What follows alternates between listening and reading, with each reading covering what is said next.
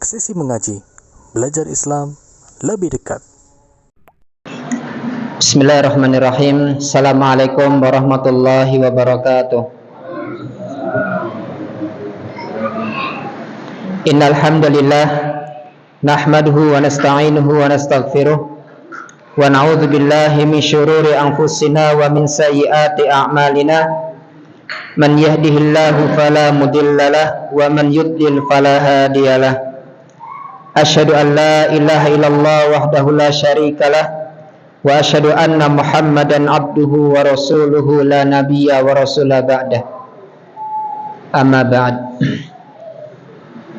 Jamaah Bapak Ibu kaum muslimin wal muslimat rahimani wa rahimakumullah. Puji dan syukur kita panjatkan kepada Allah Subhanahu wa taala yang telah memberikan kita banyak sekali kenikmatan, banyak sekali limpahan karunia, dan segala puji bagi Allah Subhanahu wa taala yang telah memberikan kita kemudahan untuk bisa menghadiri majelis ilmu. Salam dan salam semoga terlimpahkan kepada Nabi kita Muhammad sallallahu alaihi wasallam. Semoga terlimpahkan kepada keluarga-keluarga beliau, kepada para sahabatnya, dan juga kepada umatnya. Jamaah yang dimuliakan Allah Subhanahu wa taala, insyaallah akan kita lanjutkan pada malam hari ini. Kita akan bahas pada poin yang ke-8, yang kemarin kita terakhir poin ke-7 tentang tata cara memandikan mayit atau jenazah. Ya.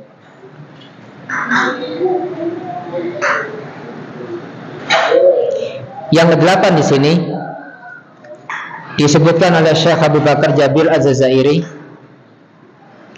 yaitu mayit yang tidak bisa dimandikan.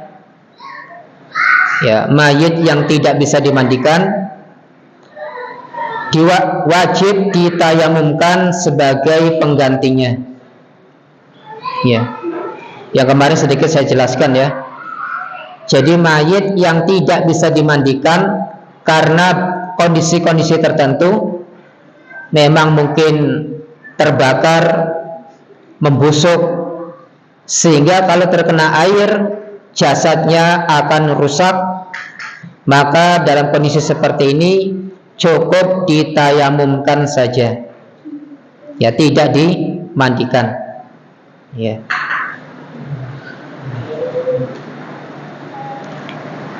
Kata beliau rahimahullah ta'ala, jika tidak ditemukan air untuk memandikan jenazah, atau seorang laki-laki meninggal dunia di tengah-tengah kaum wanita, atau seorang perempuan meninggal dunia di tengah-tengah kaum pria, hendaklah dia ditayamumkan. Ya, jadi di sini yang kemarin kita jelaskan ya. Jadi di sini yang pertama, ketika ada jenazah wajib dia ditayamumkan. Tapi ketika dia tidak ada air, ya, memang tidak ada air, tidak ada air sama sekali, sehingga jenazah tersebut tidak bisa dimandikan. Sebabnya apa? Tidak ada air, ya. Maka kondisi seperti ini sebagai penggantinya dari mandi adalah dengan ditayamumkan. Itu yang pertama. Kemudian kondisi yang kedua tadi, jenazah tubuhnya kalau terkena air rusak, ya, maka kondisi seperti ini ditayamumkan. Dan di sini juga diberikan contoh yang kemarin saya sampaikan, kalau ada laki-laki meninggal dunia di tengah kaum wanita, yang di situ tidak ada istrinya, ya, mungkin ya bukan mahram, ya, tidak ada istrinya, maka cukup ditayamumkan saja.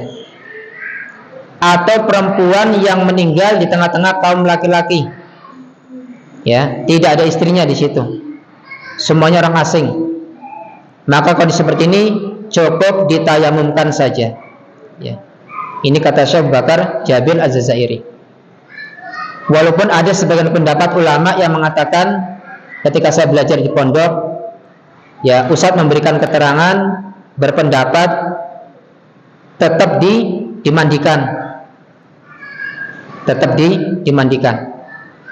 Tapi dalam kondisi seperti ini, dalam buku ini cukup ditayamumkan. Lalu bagaimana yang benar? Untuk kemaslahatan bagi yang memandikan, biar tidak ada fitnah dan yang membahayakan, ya, maka cukup ditayamumkan saja, tidak dimandikan, ya. Selanjutnya, setelah ditayamumkan, nah kita lanjutkan. Setelah ditayamumkan, jenazah tersebut dikafani, ya, dikafani seperti biasa. Ada yang mengatakan dengan 3 lapis lembar, ada yang berpendapat 5 lapis lembar, ya. Dan nanti bagi wanita ada sesuatu yang khusus, ya, ada sesuatu yang khusus. Jadi nanti wanita itu ada tambahan, ya.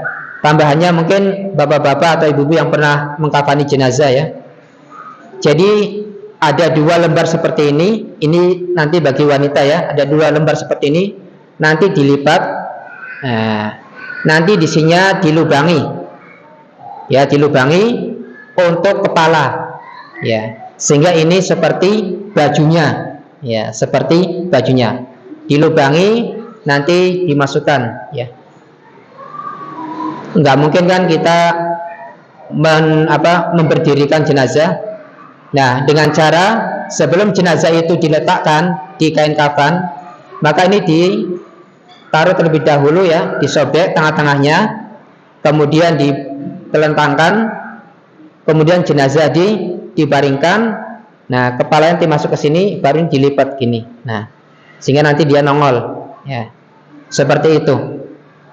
Dan nanti dikepang 3 rambutnya, kalau memang rambutnya panjang.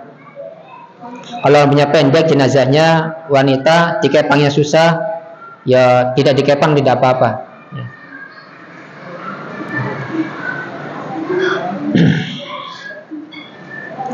Setelah dikafani, jenazah tersebut disolatkan, ya, disolati.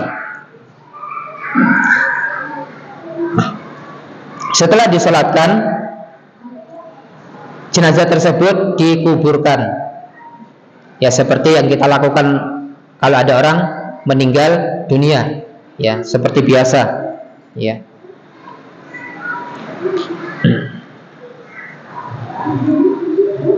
Kemudian saya di sini menyebutkan tayamum menjadi pengganti mandi ketika jenazah tidak dapat dimandikan. Karena tadi ya kondisi-kondisi tertentu. Tadi saya sebutkan berapa kondisinya? 3, ya. Ya, 3. Pertama, memang tidak ada air. Yang kedua, jenazah tersebut kalau terkena air menjadi rusak, ya. Mungkin terkena luka bakar, kebakaran ataupun yang lainnya, ya. Dan yang ketiga, ketika kaum pria meninggal di tengah wanita, atau kebalikannya wanita meninggal di tengah kaum pria. Kemudian di sini beliau menyebutkan juga seperti halnya orang yang junub, ya. Junub itu ada beberapa keadaan. Bisa jadi seseorang itu tidur ihtilam, mimpi basah, ya, mimpi basah, atau berhubungan badan meskipun tidak keluar mani, ya. Nah, seperti halnya orang junub, di mana ketika dia tidak sanggup mandi karena ada udzur, maka dibolehkan baginya tayamum. Junub nih kita nih, air nggak ada, kekeringan, ya. boleh tidak ada air, atau persediaan air sedikit tapi hanya cukup untuk minum. Ya, kalau kita paksakan untuk mandi junub, kita tidak bisa minum, sehingga menyebabkan kita tidak minum sakit atau menyebabkan kematian. Ya, maka dengan tayamum. Ya, Masya Allah Pak ya, Islam itu mudah. Ya, Islam itu mudah, tidak ada yang sulit. Yang sulit itu bagi orang yang malas. Ya, seperti kita contohkan, sholat tidak bisa berdiri dengan duduk, tidak bisa duduk berbaring, tidak bisa berbaring ya dalam kondisi tertentu dengan isyarat. Yang penting mengerjakan sholat. Puasa, ya bulan Ramadan, sakit, Islam tidak memaksakan supaya puasa. Boleh dia tidak puasa, ya, nanti diganti di hari yang lain. Makanya kata Nabi SAW, inna dina yusrun. Bukan inna dina indolil Islam, inna dina yusrun. Sesungguhnya agama itu mudah. Ya, mudah, sangat-sangat mudah. Ya, Allah Subhanahu wa ta'ala memberikan keringanan kepada wanita setelah melahirkan, ada masa nifas selama 40 hari. Ya, Allah berikan keringanan, Masya Allah ya. Allah Subhanahu wa ta'ala mengetahui tentang keadaan kondisi hamba-hambanya, ya, memberikan hukum yang memang manusia itu sanggup untuk melakukannya. Lalu mengerjakan sholat, ya, tadi orang junub dia boleh tayamum kalau memang tidak bisa mandi, ya. Setelah itu dia mengerjakan sholat kalau sudah tiba waktunya sholat, ya. Jangan sampai antum junub, ya, belum mandi, ya, belum tayamum, tiba-tiba sholat, ya, maka sholatnya nggak sah karena mandi besarnya belum dilakukan, ya. Nah, Rasulullah Shallallahu Alaihi Wasallam bersabda, di sini beliau membawakan sebuah hadis, ya. Hadis ini diriwayatkan oleh Imam Abu Dawud, ya.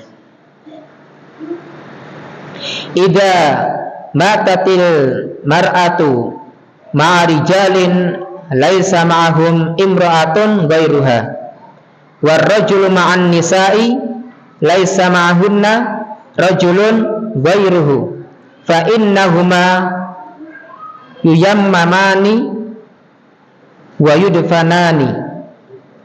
Jika seorang wanita meninggal dunia di tengah kaum laki-laki dalam keadaan tidak ada seorang wanita pun yang bersama mereka kecuali wanita tersebut, atau jika seorang laki-laki meninggal dunia di tengah-tengah kaum wanita dalam keadaan tidak ada seorang laki-laki pun yang bersama mereka kecuali laki-laki tersebut, maksud kecuali laki-laki yang jenazah tadi, ya, maka jenazah keduanya ditayamumkan serta dikuburkan, ya, tentunya disolatkan, ya, dikafani, disolatkan, dikuburkan, ya.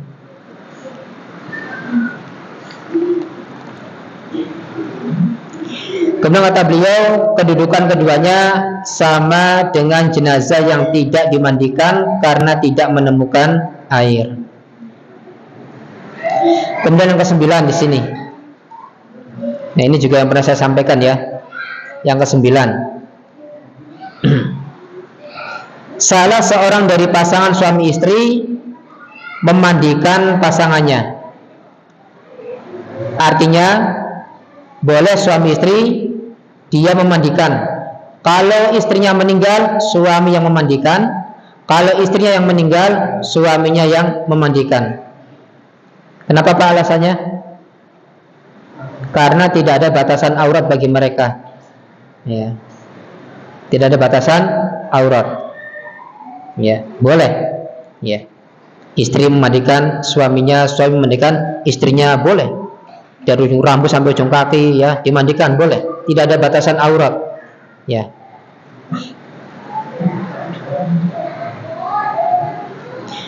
Dibolehkan bagi suami memandikan istrinya dan istri memandikan suaminya. Beliau membawakan hadis Rasulullah sallallahu alaihi wasallam yang ditujukan kepada Aisyah radhiyallahu taala anha. Hadis ini diriwayatkan oleh Imam Al-Baihaqi, kemudian Ad-Daruqutni dan Asy-Syafi'i dengan sanad yang baik, ya. Lau mutti lagassaltuki wa kaffantuki. Seandainya engkau meninggal dunia, maka aku yang akan memandikan dan mengkafanimu. Ya. Ini kata Rasulullah SAW. Beliau bersabda kepada siapa? Aisyah, ya. Seandainya engkau meninggal dunia, maka aku yang akan memandikanmu dan mengkafanimu. Antum kira-kira berani nggak mengatakan seperti itu kepada istri? Kalau kamu meninggal, saya akan mandikan jenazahmu dan mengkafanimu. Enggak mas, kamu duluan. Kamu duluan aja. Ya, orang kalau dia ngomong kayak gini, biasanya rasa takutnya tuh muncul, ya. Dan ini juga pernah terjadi kepada Ali radhiyallahu anha. Ali juga pernah memandikan jenazah istrinya. Siapa istrinya Ali? Fatimah, ya. Fatimah itu siapa? Anaknya Rasulullah Sallallahu Alaihi Wasallam. Ya, Ali ketika menikah dengan Fatimah usianya berapa? Lupa gitu pasti. 21. Dan Fatimah ketika menikah dengan Ali usianya 15 tahun. Selisih berapa? 6 tahun. Antum sama istri selisih berapa? Ya, walaupun ada yang istrinya lebih tua ya, tapi tidak masalah, jodoh ya, kalau takdirkan. Ada juga yang bujang nikah sama janda anak 2 ada. Ya, jodoh kita nggak tahu. Mungkin jandanya cantik, kaya ya, mau. Ya. Kata orang jodoh itu rahasia ilahi, ya, rahasia Allah Subhanahu wa taala. Kemudian di sini kita lanjutkan.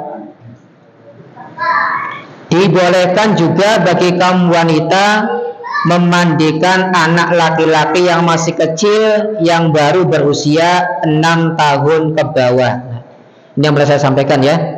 Kalau usia 7 tahun ke bawah ya, itu kalau laki-laki meninggal, laki-laki kecil ya, anak kecil usia 7 tahun ke bawah atau 6 tahun ke bawah, itu yang memandikan boleh ayahnya, boleh juga ibunya. Ya. Baik itu laki-laki kecil ataupun perempuan kecil. Ya. Tapi kalau sudah 7 tahun ke atas, kalau yang meninggal itu anak laki-laki, maka yang mandikan ayahnya. Kalau yang meninggal adalah anak perempuan, yang mandikan ibunya. Kalau ibunya tidak bisa memandikan, nggak tahu tata caranya, maka diganti dengan orang lain. Ya. Adapun kaum laki-laki memandikan anak perempuan yang masih kecil, maka di sini dikatakan oleh beliau, maka para ulama memakruhkannya di sini.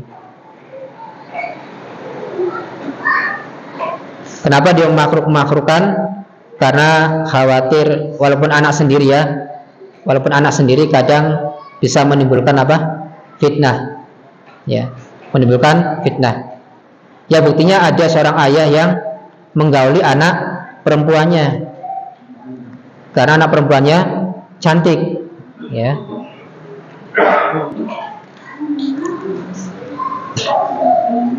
Ini yang ke-9. Kemudian yang ke-10,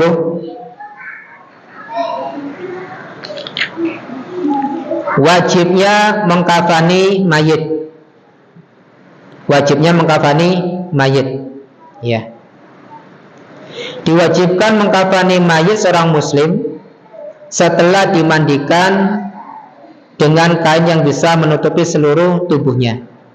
Jadi setelah dimandikan seperti biasa, kemudian dikafani. Yang kain kafan itu menutupi seluruh tubuhnya, ya. Tentunya jangan ngepas-ngepas kain kafannya, ya. Jangan ukuran jenazahnya 2 meter, kain kafannya 2 meter, ngepas sehingga apa? Tidak bisa untuk atasnya ini tidak bisa untuk diikat, ya. Maka dilebihkan sejengkal, ya. Atasnya, bawahnya sejengkal, ya. Atau 2 jengkal biar bisa tertutup. Di sini beliau membawakan kisah,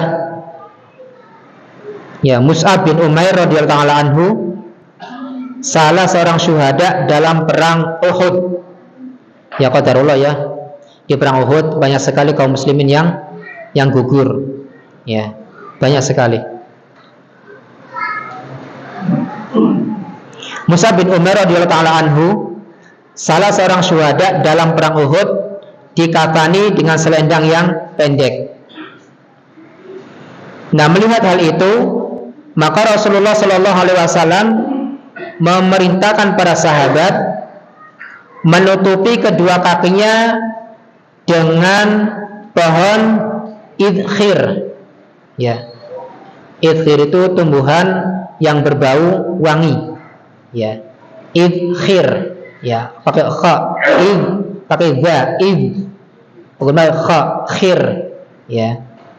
Itu tumbuhan yang berbau sangat wangi, ya. Nah, dari sini kata beliau, hal ini menunjukkan kewajiban menutup seluruh tubuh mayit, ya. Kalau antum misalkan kain kafan, tidak ada kain kafan nih, kain kafan putih nih, ngepas, ya, maka ambilkan kain yang lain, selendang, sarung, ya, agar seluruh tubuhnya itu tertutupi, ya.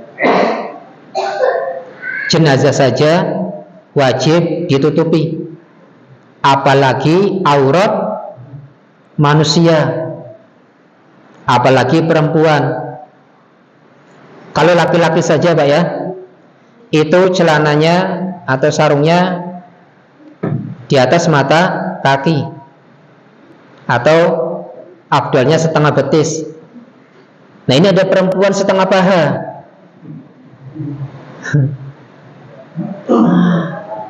La haula wala quwata illa billah, ya. Padahal wanita itu almar'atu aurah, ya. Seluruh tubuh wanita itu aurat kecuali muka dan telapak tangan, ya. Ya, adanya wanita-wanita seperti itu yang tidak pakai jilbab, untuk tidak menutup aurat, ya, ujian bagi kita semua para laki-laki. Apakah bisa menundukkan pandangan, apakah tidak, ya. Semoga Allah Subhanahu wa taala memberikan hidayah kepada mereka semua.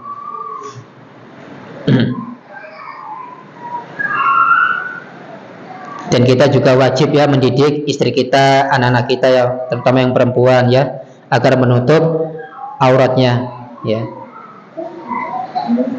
Karena Allah Subhanahu wa taala berfirman dalam surat At-Tahrim ayat 6, ya ayyuhalladzina amanu qu anfusakum wa ahlikum naro.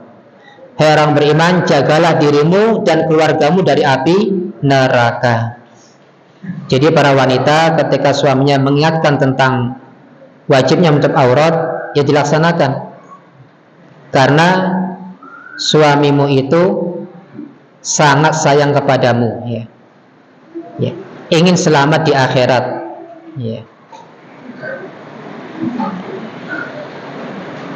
Itu yang ke-10, ya, tentang wajibnya dari kejadian tadi, menunjukkan, kata beliau, wajibnya menutup seluruh tubuh si mayit. Kemudian yang ke-11,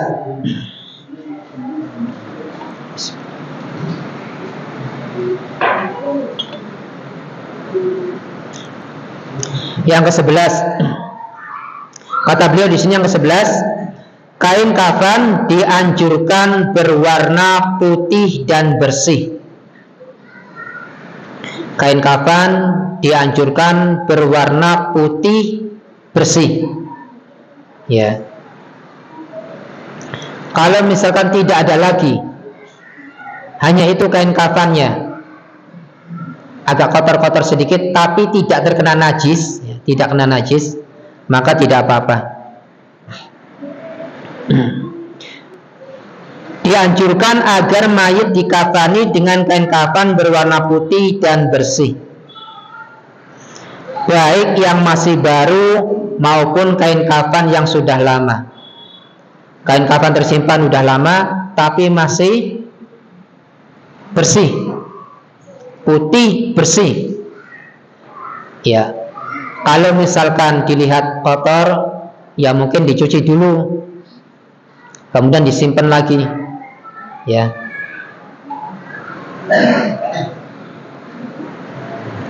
Hal itu berdasarkan sabda Rasulullah Sallallahu Alaihi Wasallam, hadis yang diriwayatkan oleh Imam At-Tirmidzi.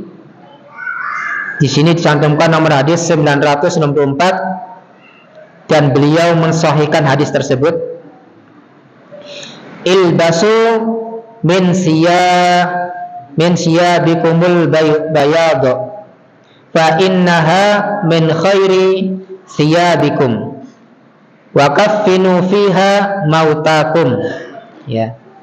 Pakailah pakaianmu yang berwarna putih, karena dia adalah sebaik-baiknya pakaianmu, dan kafanilah mayit-mayitmu dengan kain kafan yang berwarna putih tersebut. Ya. Bahkan ada sebagian orang yang dia membeli kain kafan, Pak, disimpan di rumah. Ditanya sama keluarganya, untuk apa ini? Ya untuk saya nanti kalau mati. Nah, kita udah nyimpen belum? Belum. Nyimpennya apa? Duit, sarung, baju, ya, baju baru lebaran. Ya.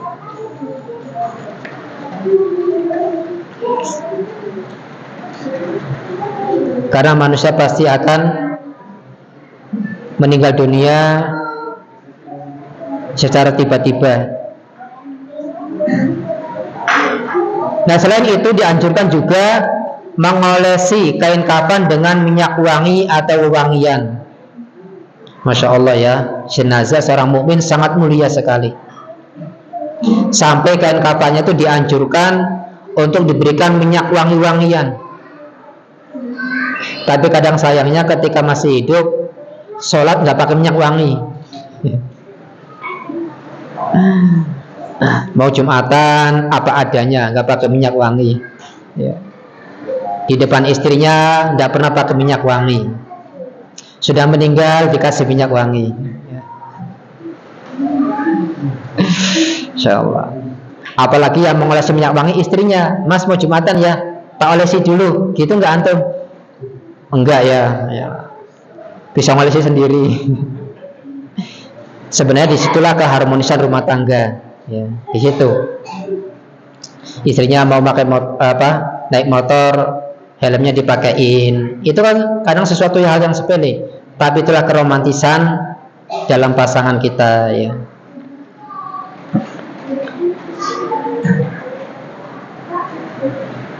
Rasulullah Shallallahu Alaihi Wasallam bersabda, "Idza ajmartumul mayyita fa'ajmiruhu thalathan." Jika kamu mengoleskan minyak wangi kepada si mayit, maka oleskanlah sebanyak 3 kali. Insyaallah ya. Hadis ini diriwayatkan oleh Imam Ahmad dan juga Al-Hakim, dan beliau mensahihkan hadis tersebut. Jadi kalau ada ulama yang mensahihkan, itu bukan semata-mata hanya mensahihkan, tapi sudah dia meneliti tentang sanadnya, ya, dari si ini nyambung, ya. Untuk mensahihkan hadis tidak mudah, ya, butuh ilmu.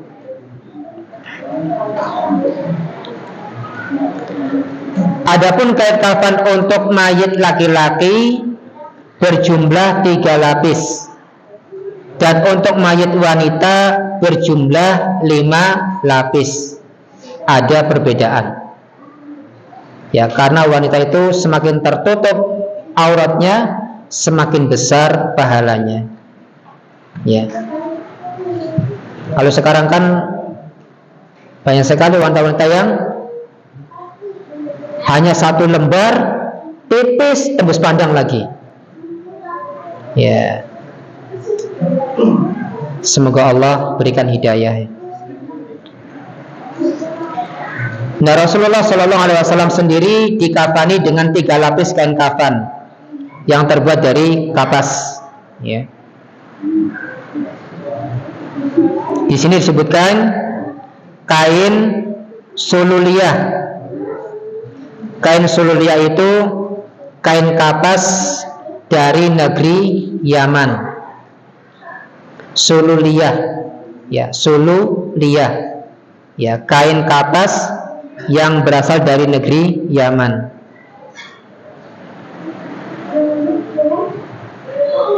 Ya, beliau dikafani dengan kain kafan yang terbuat dari kapas yang baru, tanpa ada baju kurung dan sorban. Jadi murni kain kafan semuanya. Ya. Kecuali bagi, kata beliau ini di sini, kecuali bagi orang yang meninggal dunia ketika ihram, maka dia dikafani dengan kain ihramnya. Kalau kan kain ihramnya menutupi seluruh tubuhnya, yaitu cukup hanya selendangnya serta kainnya saja, tidak mengolesinya dengan minyak wangi, serta kepalanya juga tidak ditutupi, serta keadaannya seperti keadaannya ketika ihram. Ini dikhususkan bagi orang yang sedang ihram meninggal dunia. Ya. Nanti kita dibangkitkan menjadi saksi bahwasanya dia itu sedang ihram. Ya. Berdasarkan sabda Rasulullah SAW terkait dengan wafatnya seorang sahabat yang terjatuh dari atas binatang kendaraannya pada hari Arafah. Ya. Rasulullah bersabda, "Ghassiluhu bima'in wasidrin wa kaffinuhu fi thawbihi wa la tuhannituhu wa la tukhammiru ra'sahu fa innahu yub'atsu yaumal qiyamati mulabbiyan."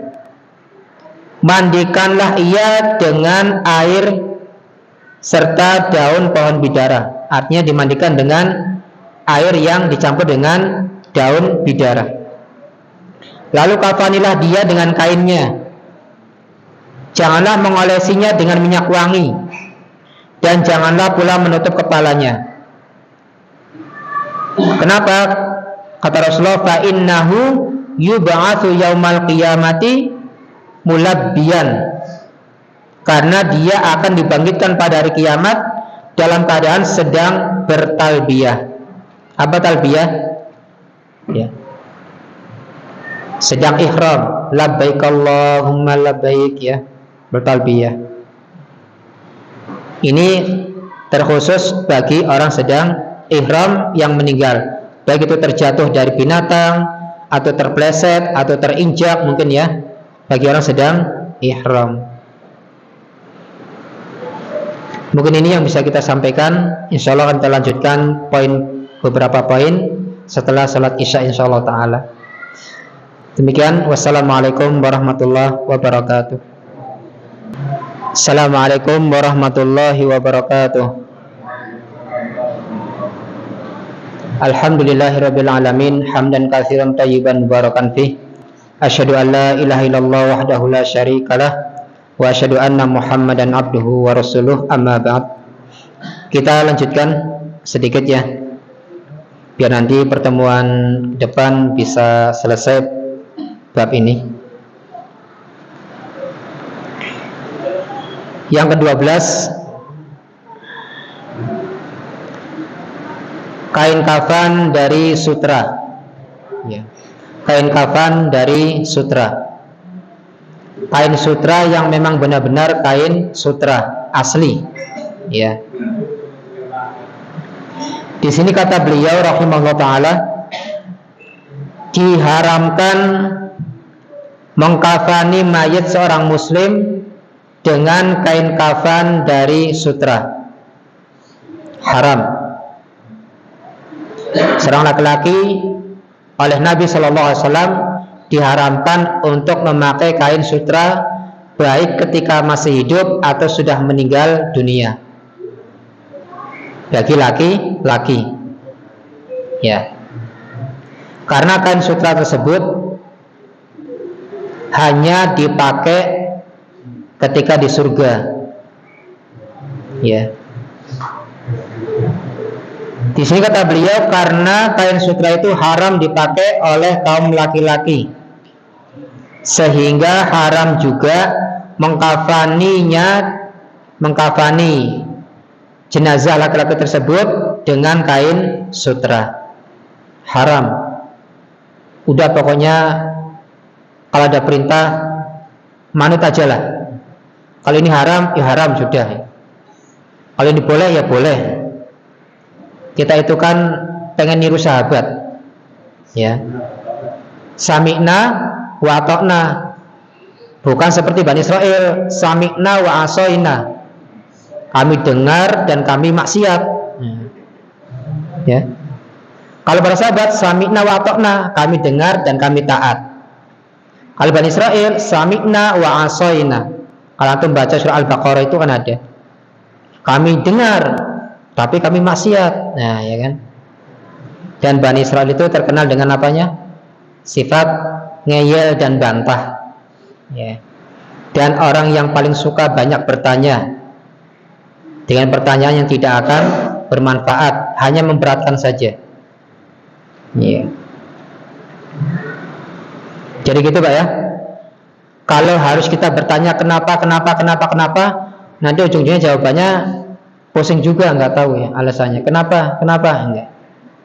Jadi pokoknya kalau kita tidak mau tahu alasannya, kalau ada hadis ini nggak boleh, ya sudah, kita jangan melakukan, ya. Adapun mayat wanita ini dibolehkan untuk memakai kain kafan dari sutra.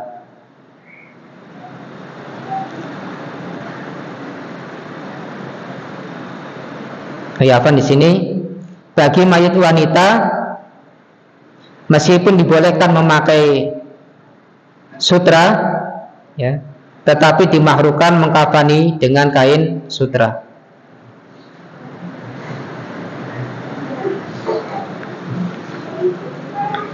Jadi pada hukum asalnya kain sutra itu boleh dipakai untuk kaum wanita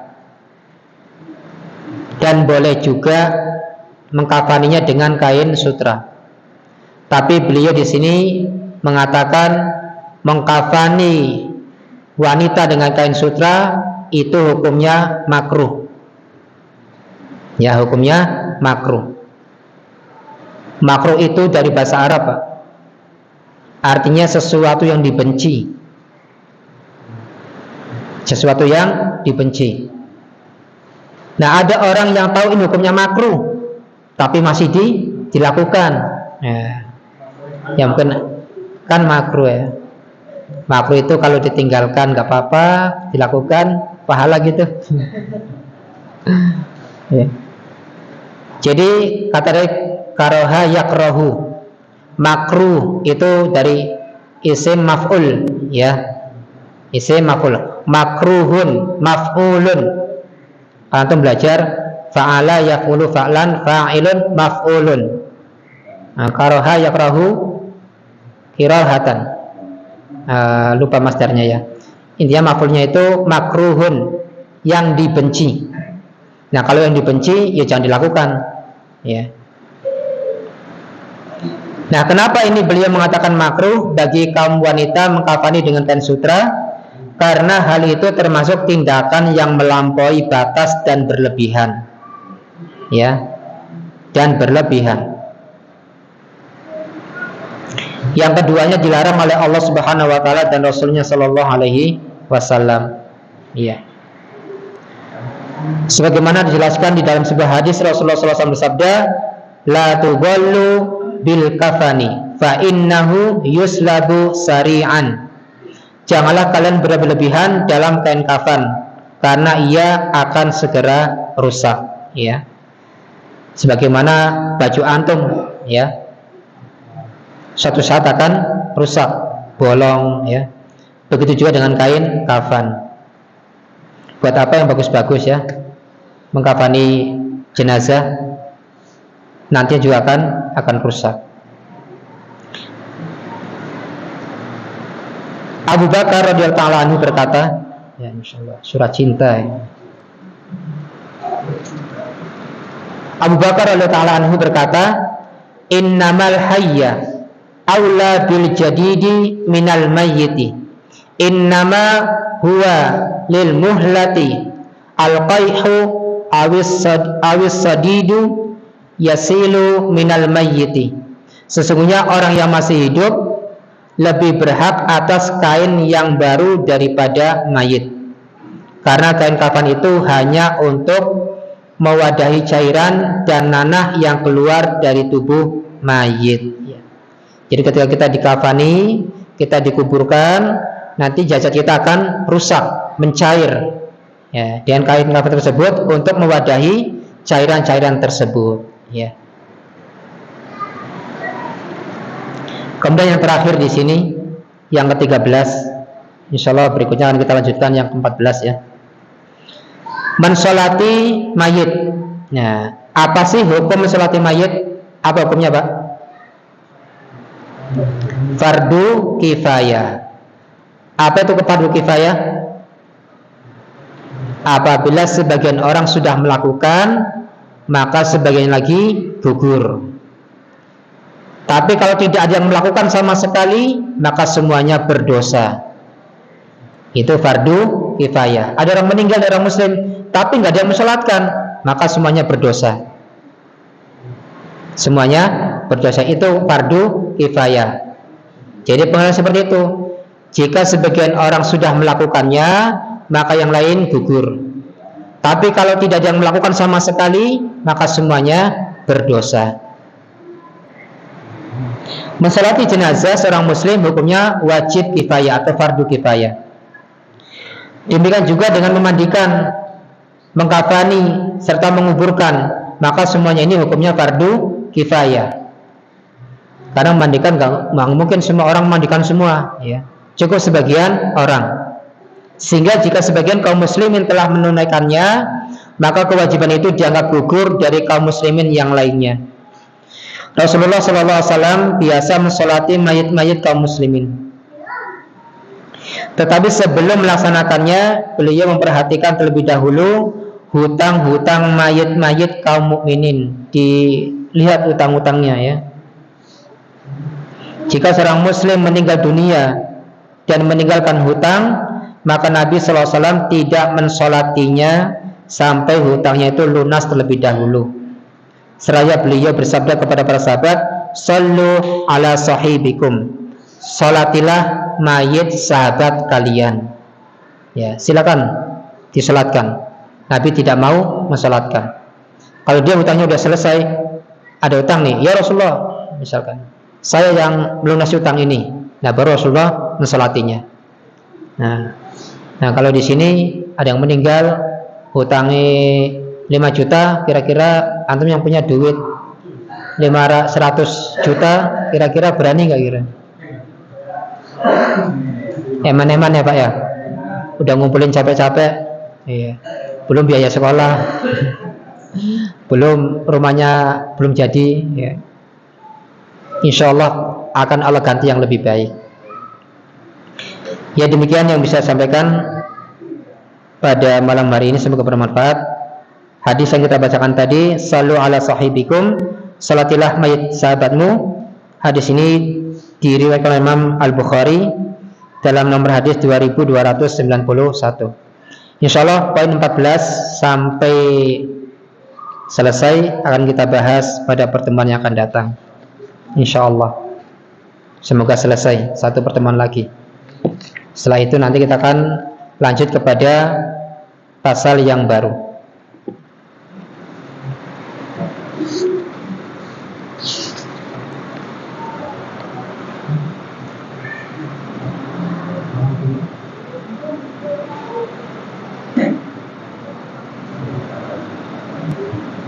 Ya. Di sini ada pertanyaan ya. Assalamualaikum, waalaikumsalam warahmatullahi wabarakatuh. Afwan Ustaz, bagaimana kalau masih membaca surat saat sholat tapi seketika lupa bacaannya, mungkin lupa lanjutannya, ya, atau merasa salah bacaannya? Kayaknya yang saya baca itu harokatnya salah, atau ada sepotong kata yang tertinggal, ya, lupa. Apakah membatalkan sholat? Ya. Gimana ulama, batalkan sholat enggak? Tidak membatalkan sholat. Tidak membatalkan sholat. Kalau dia ingin mengganti dengan surat yang lain, boleh. Misalkan antum baca Al-Bayyinah nih, ya. Innal ladzina ayat berapa itu berarti? Ke-6 apa ya? Innal ladzina kafaru min ahlil kitabi wal musyrikina, misalkan munfakina, kayaknya munfakina lagi nih, ya kan? Pada ayat pertama ada munfakina juga. Terus enggak ketemu-ketemu sampai lama nih. Innal ladzina kafaru min ahli kitabi wal musyrikina munfakina. Munfakina lagi kayaknya. Ya, harusnya kan apa harusnya? Wal musyrikina fi nari jahannam khalidina fiha ulaika hum syarrul bariyah. Harus seperti itu. Ingat-ingat. Kayaknya enggak ingat ya. Pusing. Nah, ya kan? Terus 1 menit diam. Nah, dia kalau seperti itu memang benar-benar lupa, boleh untuk mengganti surat yang lain. Atau kalau tidak ingin mengganti surat yang lain, bukan mengganti ya, dilanjutkan dengan surat yang lain, ya, tidak dilanjutkan dengan surat yang lain, boleh dia langsung rukuk, nggak apa-apa. Apalagi tahajud ya, baru ngapalin habis maghrib, kemudian sholat tahajud, ya, murojaah, sambil murojaah tiba-tiba baru 1 ayat lupa. Ya, nah, boleh dalam kondisi seperti ini langsung rukuk saja, nggak apa-apa. Ya, syukron, ya, afwan, jazakumullah khairan wa iyyakum. Nggih, ono maning sing sore. Dan bagaimana cara menasihati dengan orang suka berkata kasar? Bagaimana cara mengetahui kekurangan diri sendiri? Ya, saya nggak tahu. Yang mengetahui kekurangan diri sendiri itu ya kita sendiri. Lah, anak nggak tahu antum kekurangannya apa. Yang jelas kurang duit, ya kan? Yang penting kurang duit antum. Nah, ya introspeksi diri, kekurangan kita itu apa, ya kan? Introspeksi diri lah, ya. Kalau kurang kita ini suka berkata kotor, kasar sama suami, ya diperbaiki, ya. Anak itu kok bandel, nggak malu sama saya, ya kita introspeksi diri kekurangannya apa, mungkin sikap kita. Nah, kalau ada orang berkata kasar, ya dinasihati. Ittaqillaha, takutlah sama Allah. Takutlah sama Allah. Dan Allah berfirman dalam surat, lupa ya, surat Qaf kalau nggak salah. Ma yalfidhu min qaulin illa ladaihi raqibun atid. Tidak ada satu kata pun yang keluar dari ucapan kecuali ada malaikat yang mencatat. Ya. Jadi kalau ada orang berbuat dosa, diingatkan tentang Allah, takutlah sama Allah. Takutlah sama Allah. Sehingga ditanamkan rasa takut kepada Allah. Takutlah terhadap nerakanya. Setiap ucapan kita, baik atau buruk, ada malaikat yang mencatat. Satu kata tapi kotor, dicatat sama malaikat. Satu kata tapi baik, dicatat sama malaikat. Dan Allah Subhanahu wa ta'ala memang menugaskan 2 malaikat untuk mencatat kebaikan dan keburukan. Ya. Maka dinasihatkan seperti itu ya. Wallahu taala alam, ini yang bisa saya jawab. Udah cukup? Nah, sudah nguap-nguap ya. Demikian yang bisa saya sampaikan, semoga bermanfaat untuk kita semuanya. Kita akhiri dengan doa kafaratul majelis. Subhanakallahumma bihamdika asyhadu an la ilaha illa anta astaghfiruka wa atubu ilaik. Allahumma inna nas'alukal huda wat tuqa wal afa wal ghina wa akhiru da'wana alhamdulillahi rabbil alamin. Wassalamualaikum warahmatullahi wabarakatuh.